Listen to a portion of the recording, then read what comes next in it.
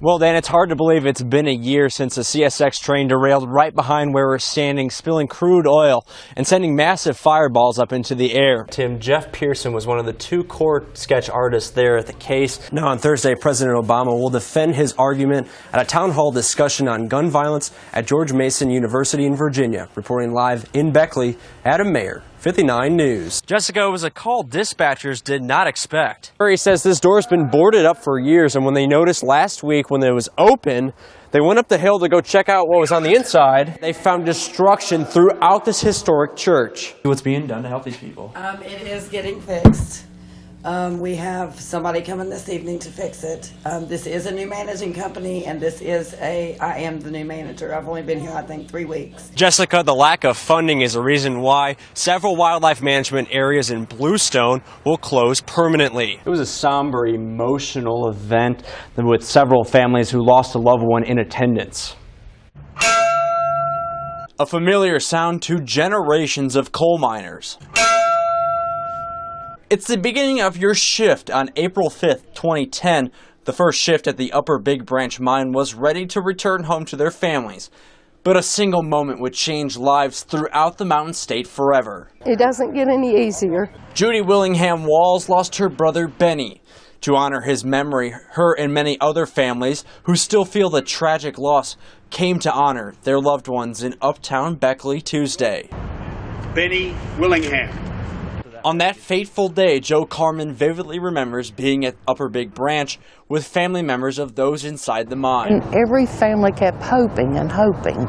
She remembers the moment their fate was revealed. Governor Manchin, he was there, and he said, "We have found all of our miners, and there are no survivors." And the air left that room. You know, and look at it, each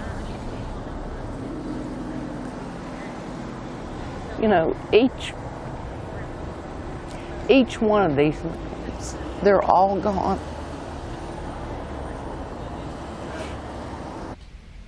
All 29 of those brave men's memories still carry on strong to this day. Carmen tells me she hopes that justice is served during Don Blankenship's sentencing. All right, Adam, just an emotional story there. Thank you a lot.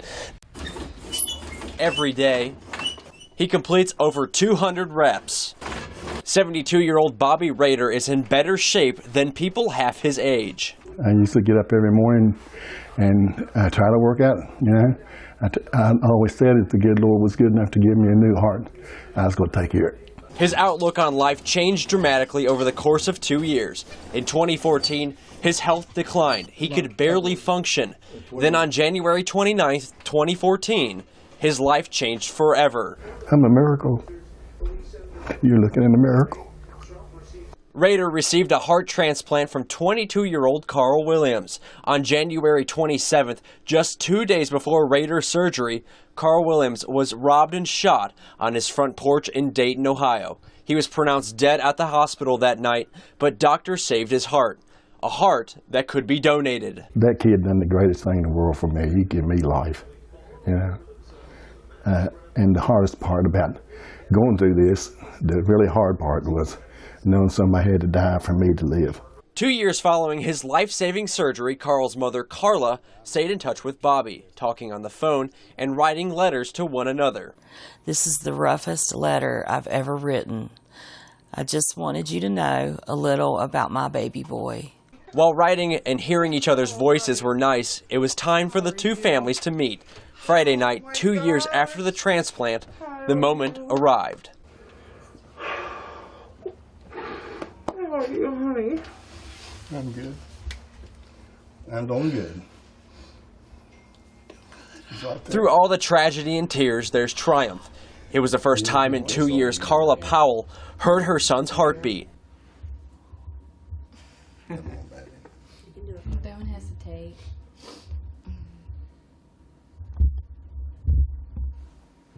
I always say if I don't do anything in life correct, I feel like I've raised my kids correctly, and each of them have the biggest hearts.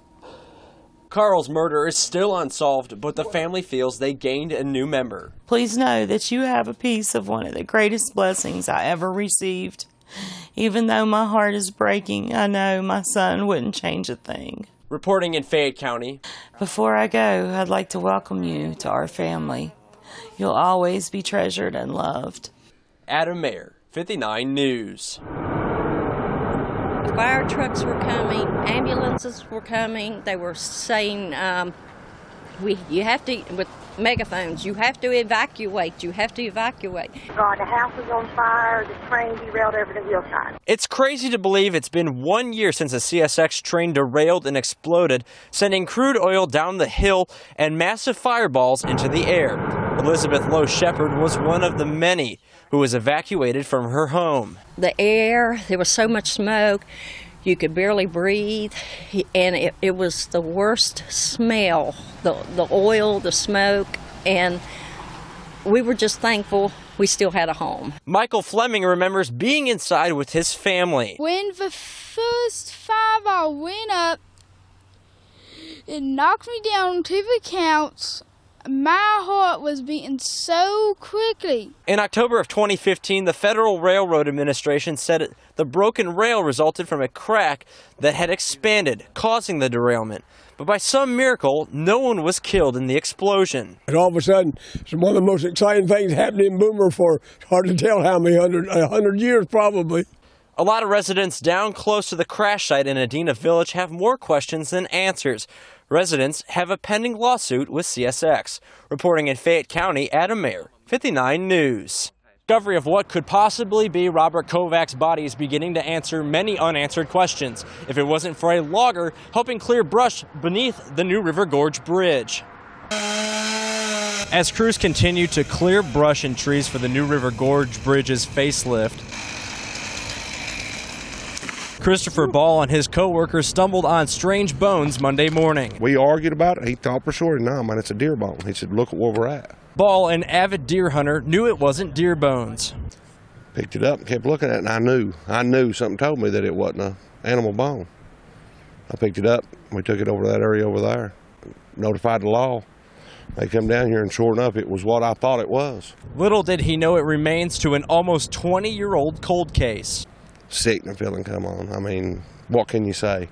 24-year-old Robert Kovac from Reevesville disappeared in September of 1998 on his way to a West Virginia University versus Maryland football game in Morgantown. According to State Police Lieutenant Michael Bayless, the remains were found Thursday along with Robert Kovac's driver's license, college IDs, and car keys. The picture right here will bring us some closure, and then it was all worth it. Now, police have not identified the body as Kovac, but they have a strong indication it could be him. The body is being sent to the medical examiner's office in Charleston, then to the Smithsonian. Reporting in Fayette County, Adam Mayer, 59 News. It's my brother that passed. Kim Rader spent Sunday looking at photos of her late brother. In Pittsburgh, he's doing really well. He had went fishing up there, and Rader says her brother, and many people she knows were patients of Dr. Michael Kostenko. Rader says in Kostenko's parking lot, she saw the unthinkable happen. There are people out there making deals with each other, agreeing to meet each other at the pharmacy, or, that kind of thing. It happens. I mean, trust me, it does. Did you ever see that? People making deals? Absolutely, yes. I mean, I met people there who, yes, absolutely. West Virginia is the epicenter for the prescription pill epidemic. According to a statistic, doctors in the Mountain State write 138 prescriptions for every 100 people in the state. CBS News sat down with Dr. Kostenko, one of the doctors included in a statewide investigation. How many patients do you have? At any given time, we're 800 to 1,000 active patients. What percentage of your patients get prescriptions for oxycodone? Nearly 100%. Rader was told by a family doctor to go see Kostenko after she was hit by a car. I didn't have any records with me. I had no proof that I was actually hurt. And I walked in and sat down with him just in the corner of his house. I mean, he just had like a big waiting area in his great room, and sat down and spoke with him, and he wrote me a prescription for oxycodone 15s, just right off the bat. Dr. Kostenko hosts group sessions at his Coal Country Clinic. We're seen here in videos he posts on YouTube. He explains his approach to treating disease and pain. And then bacteria and fungi particles are going to get through into these lymph areas. Even though Kostenko teaches his class, Rader was one of the few who were seen in his private office. He wrote it every 28 days, and my prescription would last me generally about 3 to 4 days if I stretched it out. The ugly side of addiction made Rader step away from her career as a teacher at Collins Middle School. That's when she sought treatment at the Recovery Point in Huntington. You have to hit your own bottom. Everybody has to hit their own bottom in order to get where they need to be. Rader is 6 years clean now, and she's also working on getting her recertification for her teacher's license. As for Dr. Kostenko, his license was suspended in March. All right, Adam, thank you for that report.